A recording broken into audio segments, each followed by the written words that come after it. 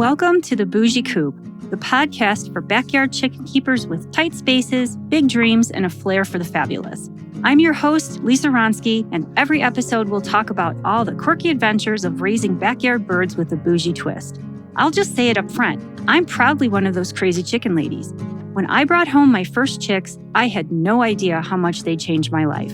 These incredible birds have brought me so much joy, connection, and honestly, a whole lot of healing. So whether you're a seasoned hen tender or still daydreaming about your first coop, you're in the right place. This podcast is your comfortable, slightly chaotic guide to small space chicken keeping. So fluff those feathers, pour yourself something sparkly, and let's dive in. The Bougie Coop is proudly sponsored by Eden Feeds. Eden Feeds is a Montana-based company that was started in 2018. The founders were looking for high-quality, non-GMO feed that didn't break the bank. Unable to find what they wanted, they decided to make it themselves. Good stuff in means good stuff out, and Eden Feeds uses only locally sourced, Montana-grown grains in all of their formulas. It's a high-quality product at a great price point. My girls love it, and I know yours will too. Eden Feeds is available in the western U.S. at Murdoch's Ranch stores and plenty of smaller local feed shops too. Check out EdenFeeds.com to find a location near you. Welcome to Season 2 of the Bougie Coop. Today, we're discussing one of the hardest realities of chicken keeping, making the decision to cull a member of your flock. Before we begin, I want to let you know that today's episode discusses serious and sensitive topics, including severe illness, injury, and death in chickens.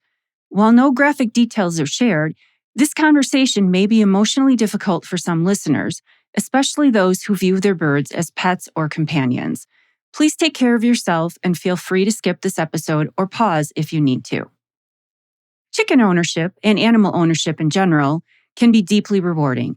For those of us who raise chickens as pets, they offer companionship, emotional grounding, and a non-judgmental space to slow down and recharge. Time spent caring for chickens has been shown to improve emotional well-being, reduce anxiety, and provide a sense of calm in an otherwise chaotic world. But with that joy comes responsibility. When a chicken is seriously ill or badly injured, they need medical care, either from us as their keepers or from a veterinarian. Unfortunately, in many parts of the United States and the world, access to veterinary care for chickens is limited or non-existent. Even when a vet is available, treatment can be prohibitively expensive. This is an unfortunate reality of both human and animal health care, and as a veterinary technician, I see these situations every day. Sometimes the choice really does come down to food on the table for a family versus medical care. If you have access to a veterinarian that treats chickens and you can afford it, that is always the best option for a sick or injured bird. But when it isn't an option, you must be prepared to make difficult decisions.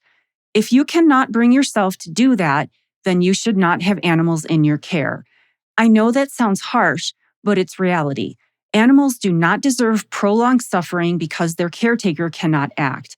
As a vet tech, I have dedicated my life to being a voice for animals because they cannot advocate for themselves. There's often a disconnect in the chicken world between those who view chickens as livestock and those who view them as pets. This difference in perspective can cause conflict, but regardless of how you view your birds, illness and injury must always be handled humanely. Those who raise chickens as livestock often have a more practical approach and are generally more comfortable with culling. It is a normal part of livestock management, and while it is not easy, it is necessary. I have a great deal of respect for small-scale farms and homesteads that raise animals responsibly for food. It is not done lightly, and they provide for the rest of us working long and hard hours. They are very different than large commercial setups and should not be considered the same. They still care very much for their animals, even if they do have a more practical approach towards them. For those who view chickens as pets, the decision is often much harder. Many people are facing this situation for the first time, and emotionally it can feel overwhelming. But having pets means accepting that these decisions may come sooner than we'd like, especially since chickens typically have shorter lifespans than many other companion animals. Chickens are prey animals, which means they are exceptionally good at hiding illness and weakness. Because of this, it can be very difficult to see that they are suffering. Sometimes the need to cull is obvious. Other times it's clouded by emotion. Some people also struggle with the belief that the decision should be left to God's hands. These are real feelings, and while we may not all agree, we should avoid judging one another. No matter how we feel, there will be times when culling is necessary. When making this decision, it's critical to center on the animal and set our own emotions aside. It can help to reframe culling as euthanasia, a word that comes from Greek and literally means good death.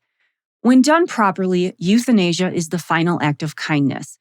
If you were in pain with no chance of relief, would you want to continue suffering, or would you want peace? Humans often have access to medications and care that make suffering manageable. Chickens usually do not. So, how do we know when it's time? We need to look at quality of life. For chickens, quality of life is fairly straightforward. Freedom from pain and stress, the ability to eat and drink, to dust bathe, scratch, and peck, to move comfortably, and to live in a clean environment with flock companionship. If these needs aren't being met, it is our responsibility to fix what we can. Sometimes, despite our best efforts, we cannot. If you do not have access to veterinary care, the following situations generally warrant euthanasia because they are not realistically treatable without professional intervention and have a significant negative impact on quality of life. Severe bleeding that cannot be stopped, or signs of major blood loss such as pale combs and wattles. Open fractures where the bone is protruding through the skin.